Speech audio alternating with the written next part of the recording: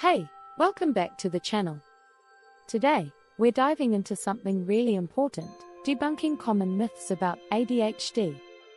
If you've ever wondered whether everything you've heard about ADHD is true, stick around. We're about to reveal the truth behind some of the most common misconceptions. Let's get started. One of the biggest myths about ADHD is that it's just an excuse for bad behavior. Some people think that ADHD is just an excuse for being lazy or not following rules, but that's simply not true. ADHD is a neurobiological condition.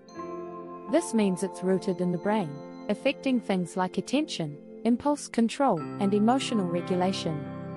People with ADHD have a different brain chemistry, specifically involving lower dopamine levels.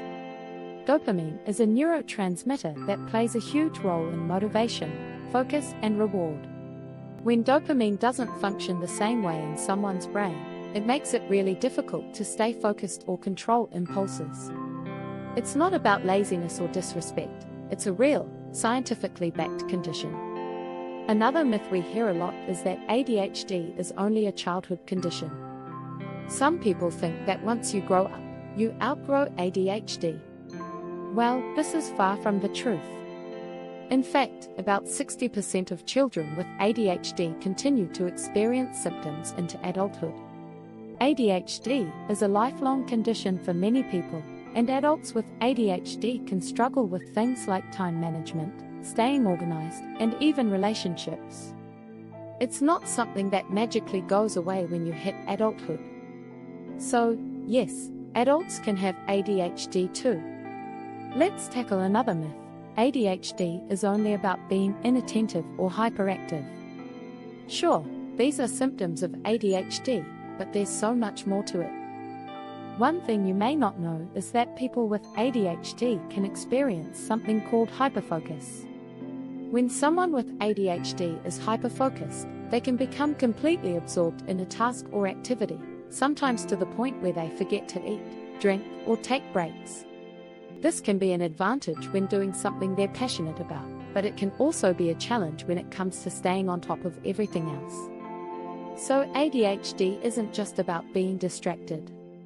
It's a much more complex condition where attention can shift from one extreme to another, from being hyperfocused to being completely distracted. Here's another myth: everyone with ADHD is hyperactive.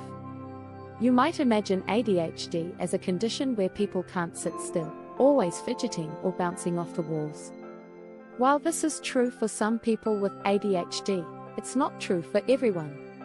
In fact, there are two main types of ADHD, one that involves hyperactivity and impulsivity, and one that's more focused on inattention. Some people with ADHD may be quiet and withdrawn, but they still struggle with maintaining focus, organizing thoughts, and following through on tasks. So ADHD isn't just about being bouncy or restless, it's about how the brain handles attention and impulse control. Here's a big one: ADHD can be cured with medication. While medication can help manage the symptoms of ADHD by improving focus, reducing impulsivity, and regulating behavior, it doesn't cure ADHD. ADHD is a chronic condition, and medication is just one part of the solution. In fact, most people with ADHD benefit from a combination of treatments, including therapy, lifestyle changes, and routine management. Medications can help alleviate the symptoms, but they won't fix the underlying brain differences. So, while medication is useful, it's not the end-all be-all cure for ADHD. Another myth is that ADHD is a modern diagnosis, something that only started appearing recently.